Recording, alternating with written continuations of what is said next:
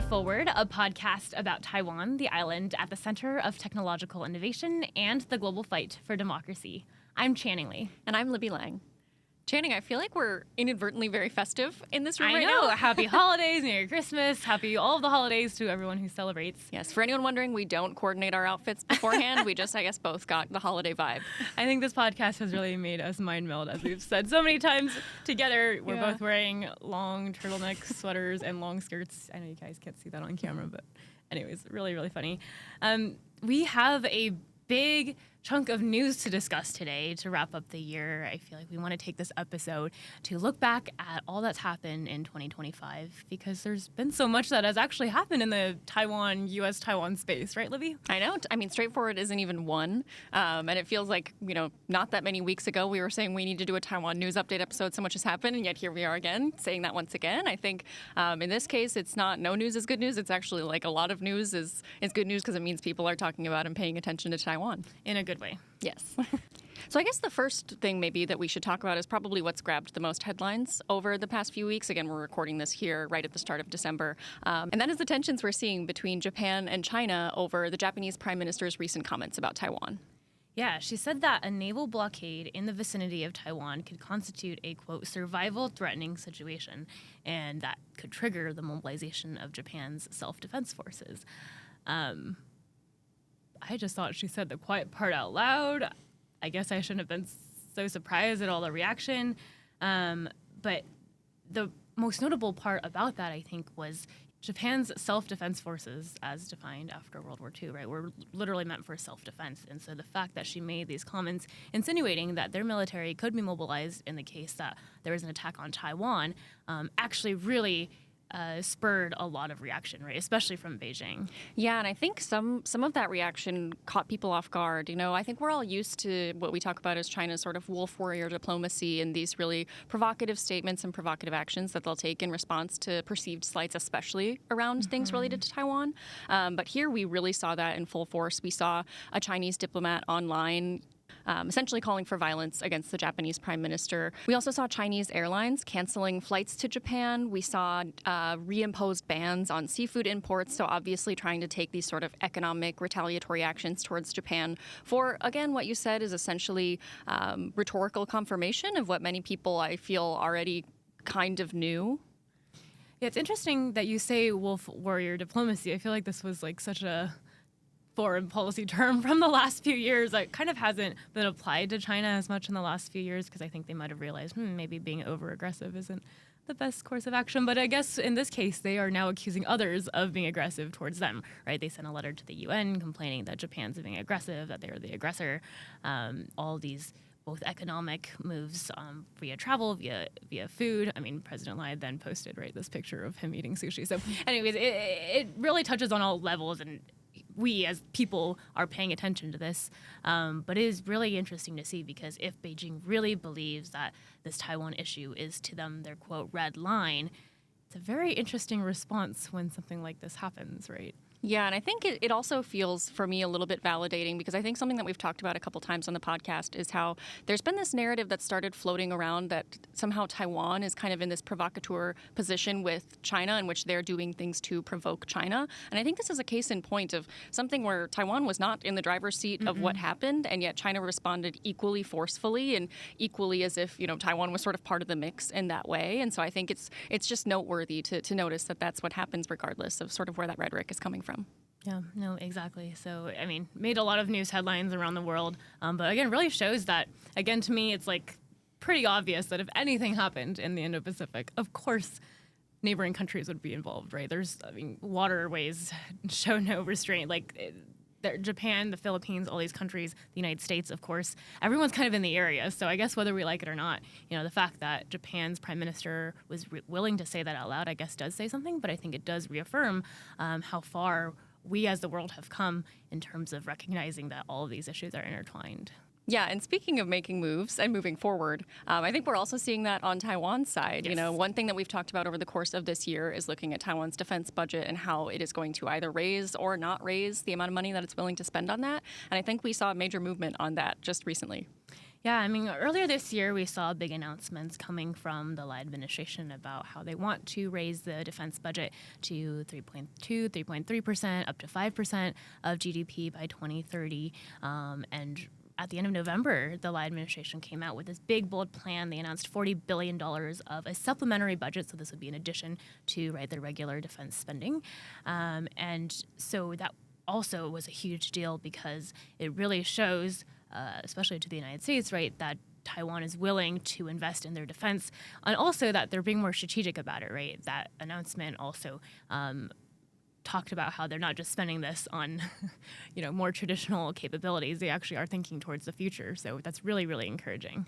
Yeah, and I think it also sends, I guess, what you could call like a demand signal here to the U.S., right? We want to see them raise their defense budget, but that also means that we need to have things to sell to them. Yes. Right? Exactly, yes. And so we've seen movement on that as well as the year is kind of wrapping up. We've seen these large arms sales be agreed to, I think, just in the last month, 2 sales for a combined total of about $1 billion US dollars. And I think most notably in those sales is this $700 million missile system that prior to the sale was only operated by Australia and Indonesia in the Indo-Pacific. So only 2 other U.S. allies have access to this missile system, and now that's on the docket to be sold to Taiwan. Yeah, and I mean, another, I guess, good news, right?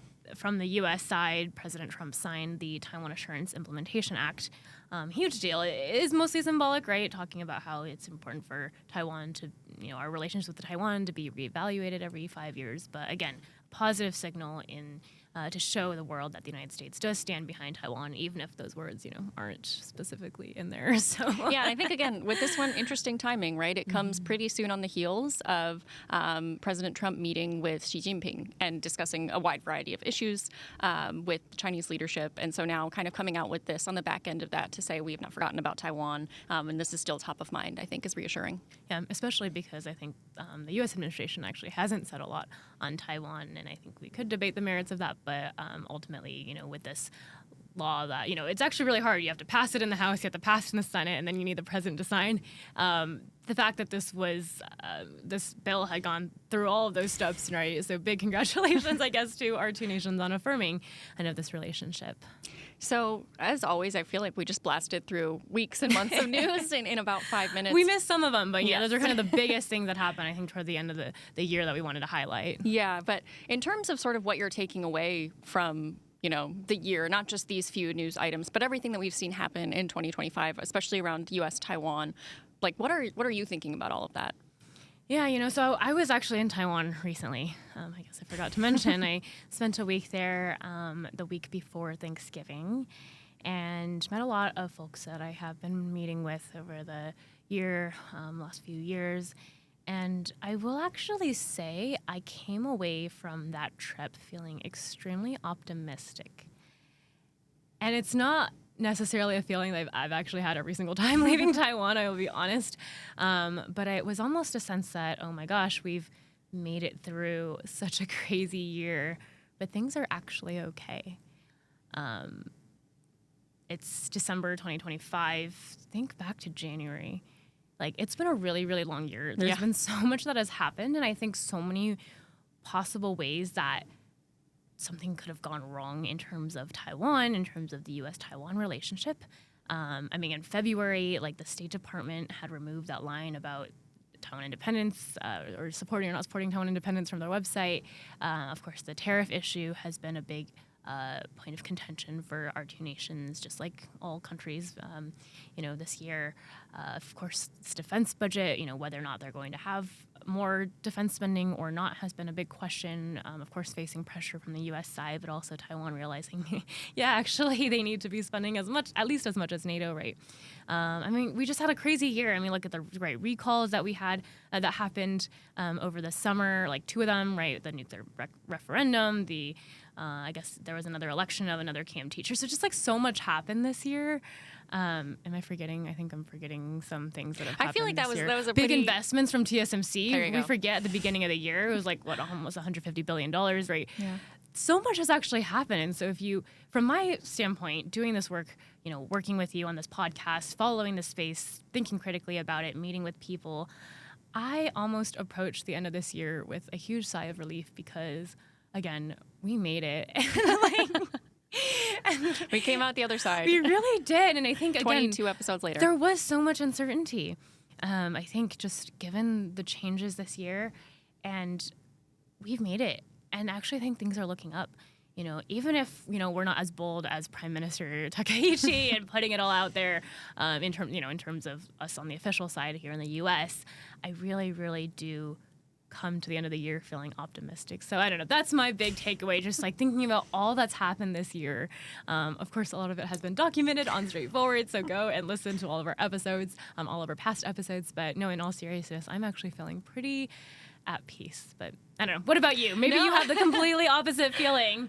But that was just my long ramble. But Libby, how did you feel about how this year went? No, I'm really glad to hear that, because I feel like sometimes I'm sort of the eternal optimist, I feel, when it comes to this kind of stuff, because as you know, like for me, Taiwan is important. Taiwan should matter to everyone. Just feels natural and feels like something that everyone, I hope that everyone would get. And I feel like, I've really been seeing that through this podcast. We've met so many people who have said that, they love the podcast. They, care a lot about Taiwan and started listening, or they didn't know much about Taiwan and got really interested from listening. And I feel like, we're just here, doing our small bit that we can to try to highlight those stories. But I think that sort of the response we've seen and again, what we've seen kind of at the larger geopolitical level, but even at the level of our podcast, I think has been really reassuring when it comes to sort of proving our thesis that Taiwan matters. Yeah. Well, I think that wraps up the first section of today's discussion. Obviously, for anyone who wants to continue to chat news and everything that's going on in Taiwan, please continue to reach out to us. I don't even know how to start this part. We have an announcement to make. Libby, I guess I'll turn it over to you. Yes, this is so bittersweet, and there really is no good way to, I guess, start this segment. But this will actually be my last episode on Strait Forward. I'm like holding back my tears in a mix of celebration and sadness for all the work that you've done on this podcast and for my sad feelings. I invite you to drink some boba with me. One final boba for old time's sake. This one is called Popping Boba, Strawberry Dragon Fruit Oolong Tea Drink. Never had this before, but I figured it would be a cheers. Cheers. Cheers to Strait Forward. Cheers. Long may it prosper. Did you get any boba? We both added this feel. No, I don't feel. Oh, it popped. They are indeed popping boba, and I have never experienced that haven't before. Gotten them. I would describe it as like a really small, soft grape. It's the only way. Oh, I got one, but it was like already popped. Oh. Well, anyway, a drink for the rest of our episode. But with this announcement, I guess I will say again publicly, like, I've loved working on this podcast with you, Libby, and really, really, really sad to see you go, but really excited for all that you will do beyond this. And so... No, Strait Forward has been honestly like the ultimate highlight you could have of my time at SCSP. It's been so fun. I've loved working with you. I've also learned a lot from you. I feel like you've, made me better at my job, and we both were willing to sort of come along on the ride of where can we go with Strait Forward, what kind of stories can we tell, and I think there's still so much more story to be told, and so even though I won't be sitting here at the table, I will, of course, always be watching and listening and just be like the biggest fan that there could be, because I know you're going to tell those stories so well. Well, thank you, Libby. And we'll talk about, I guess, the future plans for Strait Forward later once I figure that out. But, what am I going to do without you? But I figured this would be the perfect opportunity to finally interview you and ask you some of the really hard questions. You are. We ask our guests so many pretty hard questions about, like, what is the future like? And at the end of the day, nobody really knows. But I figured you can give it a good shot. So first, actually, before we get into all that, I know we kept alluding throughout the entire year, I guess season 1 of this show, oh wow, like you, Libby, mysteriously transported yourself from Iowa, USA to Taiwan or somewhere random in Taiwan too, right? You didn't even go to Taipei first, and then somehow you spent some time there, and you worked for the president's office, and you came back. So, anyways, I just want to ask you, can you just explain, like, reflect on your time going to Taiwan? What was it like? How did you even get the idea? What was it like, kind of being there as a student, but also working up at the highest levels of government? Just like give us a story. Yeah, I mean, I won't be long-winded about it, but I think back to when I first moved to Taiwan. I was 15 years old. This was years ago. I won't specify the year, but I just remember at that time, I still had to point out on the map where I was going to people when I was saying that I'm going to be in Taiwan for a year as an exchange student. I was still kind of explaining, like, this is where Taiwan is. This is the language that's spoken there, things like that. And why Taiwan originally? I forget. I kind of just, like, got interested. Like, the power of the internet is truly crazy. Technology. You can, like, literally find out about anything. And that's just sort of where I landed.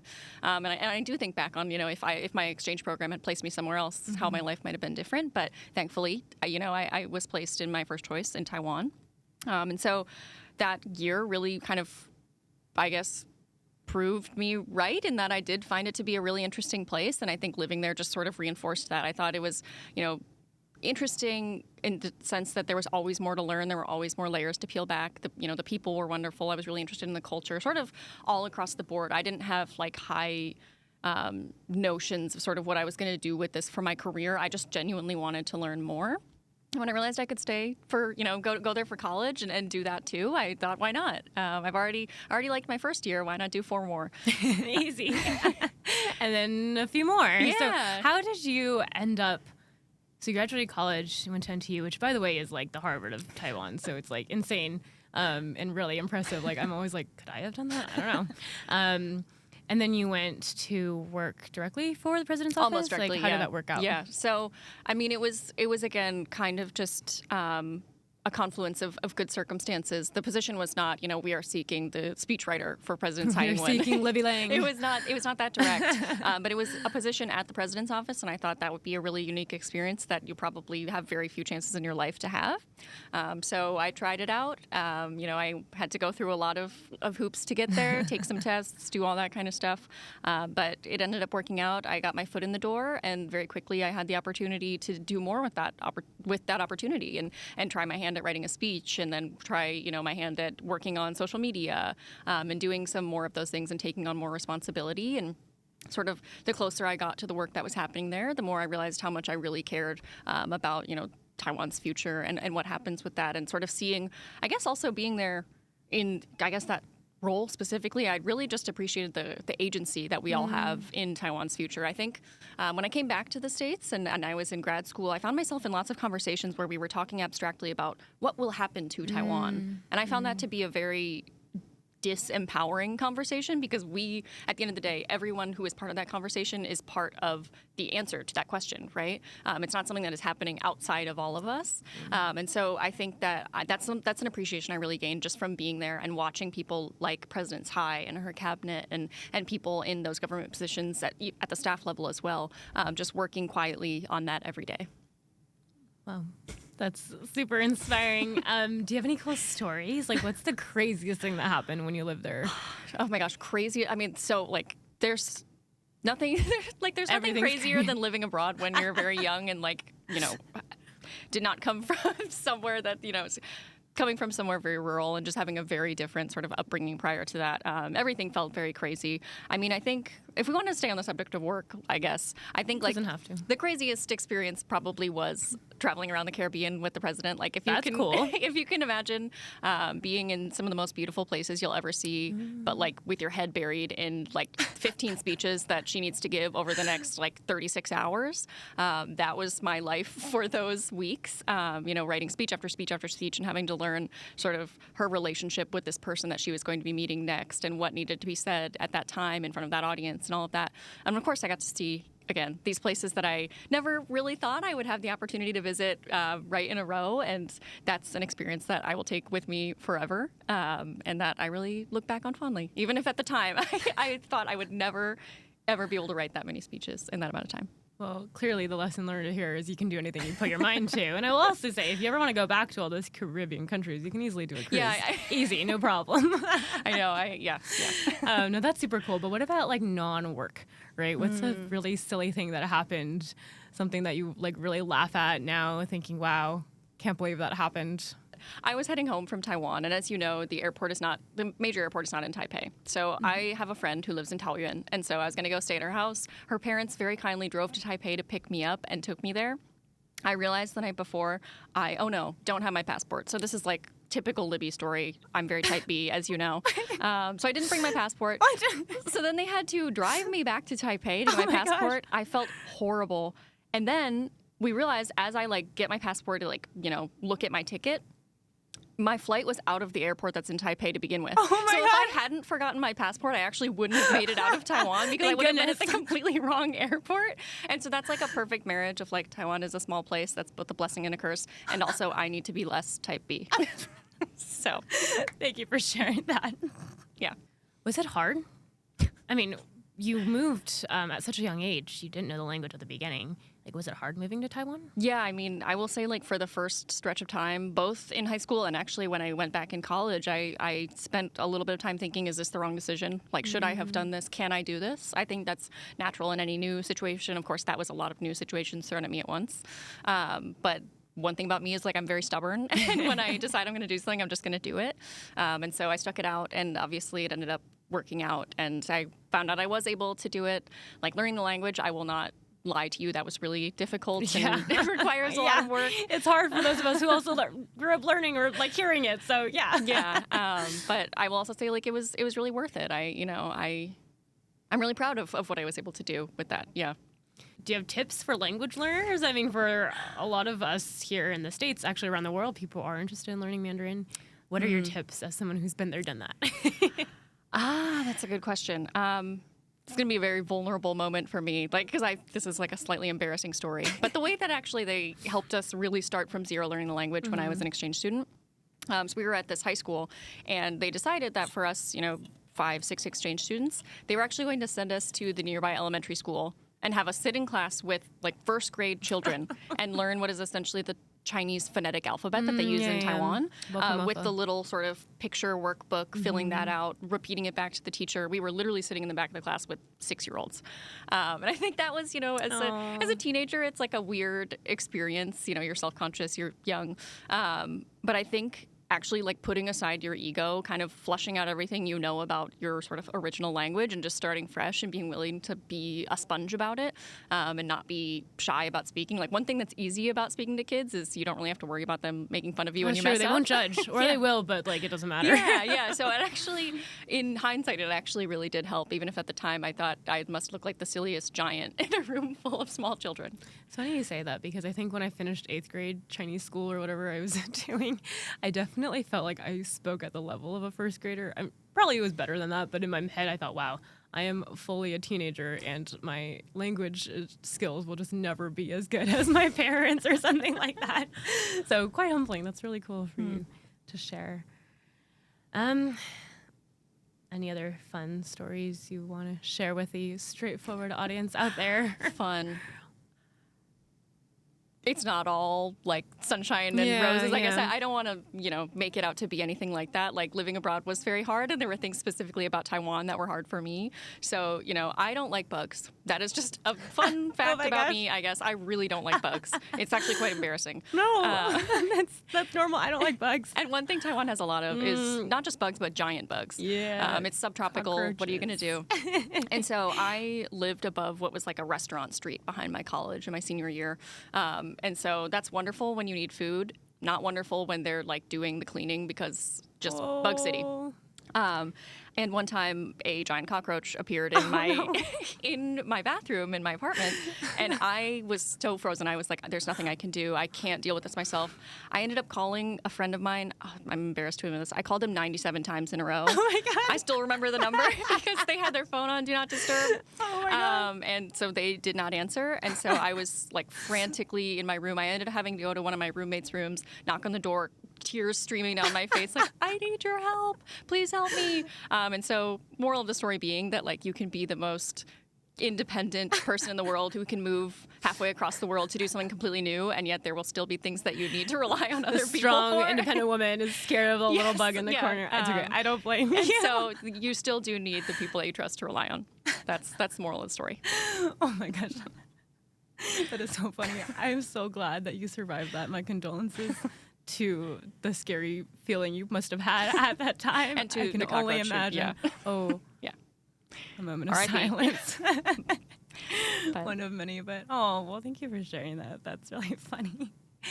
Okay, so to move on from some of the personal stories, which I'm happy to keep going if you want to share more. But throughout this podcast, we've obviously asked all of our guests some very big picture questions. We're about to start a new year. I mean, we're ending a year and starting a new year. What are some of the greatest challenges that you think Taiwan faces heading into the new year? I know we just kind of talked about being optimistic, but obviously, again, not sunshine and rainbows, right? There are still some very concrete challenges, but what do you see as the biggest hurdle right now?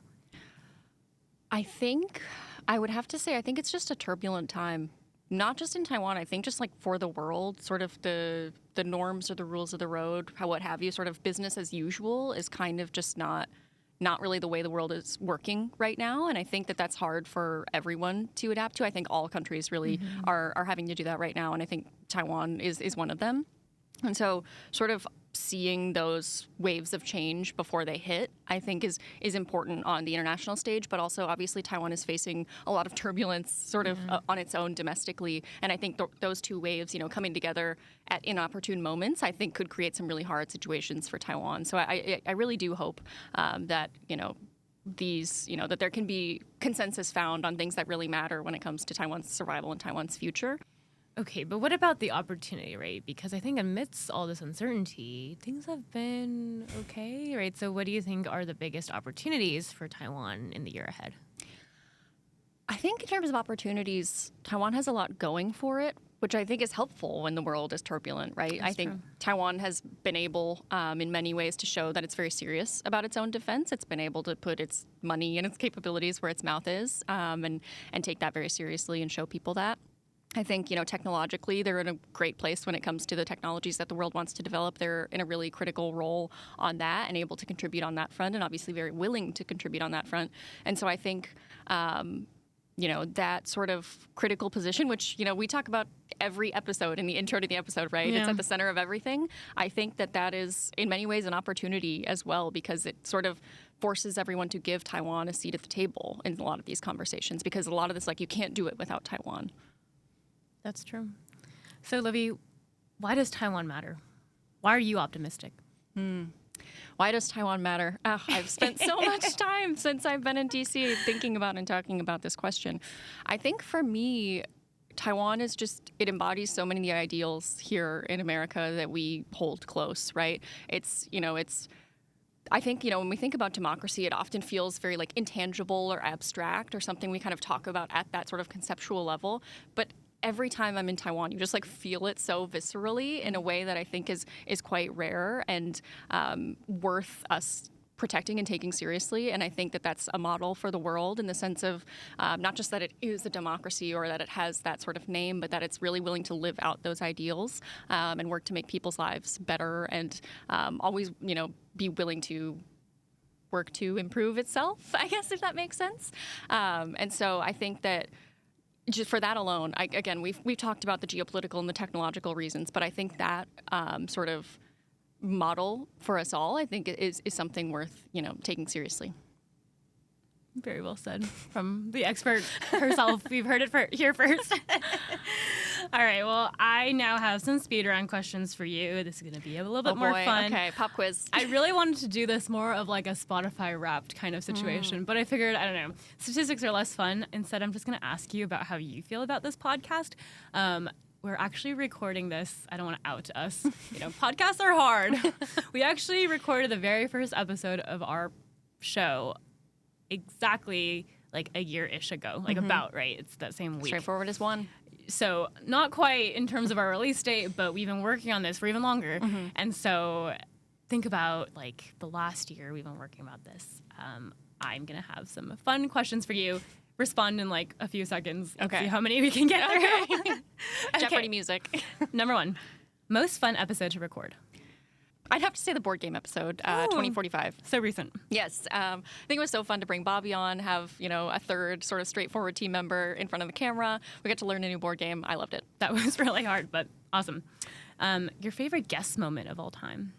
Favorite guest moment? I loved in the democratization episode when you and the guest kind of went off and talked about how they were able to transport artifacts from Taiwan, from China to Taiwan. I thought that was such like a fun little side trip through history that I never would have thought to ask. Oh my God, I almost forgot about that. That's so sweet.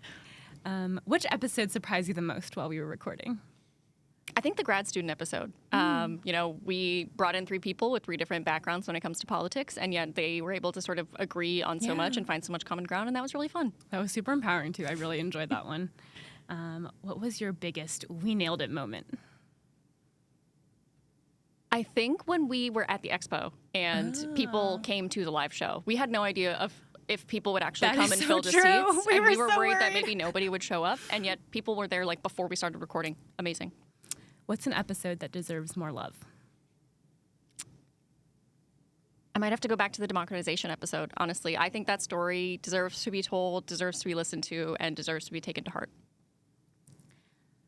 Which is an episode that unexpectedly blew up? The national security episode, I think I was a little worried. Maybe it's like a hard topic, like a hard subject, maybe not everybody's cup of tea, and yet had some of the most views we've ever had. What guest would you bring back in a heartbeat? Can I cheat and say Caleb? I had so much fun learning about nuclear energy from Caleb, so hopefully we do some kind of energy-focused episode. Honestly, actually, there was talk about recently in Taiwanese, aside before the last speed round, but there was talk recently about Taiwan actually thinking more seriously about their nuclear power, and I think there were recent remarks also from NVIDIA and Mr. Huang about how important nuclear energy is for AI, so we could very well have Caleb back on, and maybe you could come back on too. We could do this again. Maybe a sequel in our future. All right, last question. What is one thing about Taiwan that you wish every American knew? The breakfast is incredible. People are so focused on the night markets, and they're so focused on like the other kinds of street eats. Go to the breakfast shop, wake up early. It is worth it.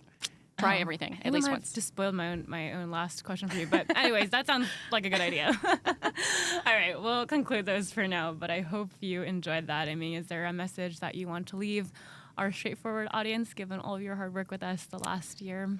I guess I would just say, this is both for you and I guess for everyone listening, I would just say thank you for like coming on this ride. It's been so great, and I'm so glad that people have been interested in the stories that we want to tell, and I hope people continue to be interested. Again, I'm going to be there in the audience. So You'll submit those guest questions Yes, straightforward and at scsp.ai. I hope people just stay curious and are willing to hear those more nuanced stories about Taiwan. So obviously, I may be leaving Straightforward, but Straightforward will continue on. Straightforwardly. Yes. Next year is a whole new year, a whole new set of stories to tell. What are you thinking about? What are you looking at when it comes to 2026? Oh, great. Now I'm in the hot seat. I mean, to echo everything that you said, like, thank you to our audience for joining us on this. It's been an incredible year, and the thing is, like, I'm really sad that you're leaving, but I'm still really excited for all the other stories that we have left to tell about Taiwan. I'll still say we because it's our thing. I think next year I'm really interested in telling more stories about Taiwan in America. I think there's a lot of subnational diplomacy stories that we can get out there, just because people don't often think about Taiwan's specific investments or activities in different U.S. states, but I think there's a lot of it that deserves to be highlighted. I'm hoping to bring on some more cultural pieces. Obviously, here at SCSP, a lot of our work is very serious, and we're always thinking, dang, how do we make our really boring content interesting? And I think there are ways to do it, potentially with this podcast, but hopefully showcasing also some of the more cultural, fun pieces of Taiwan that are also sometimes also inspired by American culture. So showcasing that piece of it. Obviously, the tech stories will continue to follow.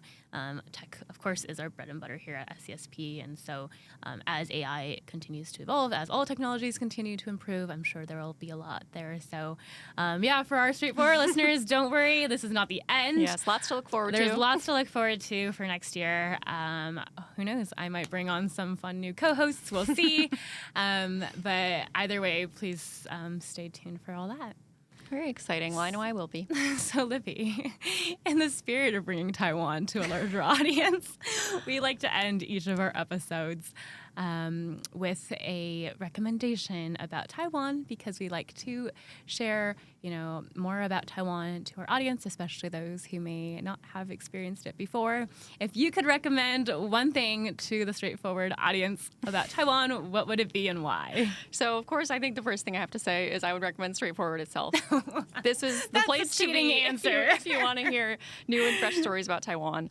I'm glad to get your endorsement, though. I really think the second thing, again, maybe this is too broad. I think just like go there, visiting it for yourself. Like don't just read about Taiwan in the headlines. Like if you're really curious, I think like Taiwan, as we've heard from all of our recommendations, if I could just like gather them all up into one, it's like Taiwan has everything you could want, regardless of how long you want to stay there, whether it's food, whether it's culture, arts, music, what have you, it's all there. And I think it's just like people need to kind of experience it for themselves in a way to sort of understand a lot of what we talk about. All right. Well, Libby, hopefully next time I'll be able to join you on that journey. Thank you so much for everything that you've done with us in the show, and being an amazing co-host. I'll really, really miss you. And good luck on everything in your future journey. Thank you. It's been so fun doing this with you. And with that, I guess I look straight forward to seeing you all next time. But in all seriousness, happy holidays, happy new year, and we will be in touch. Bye.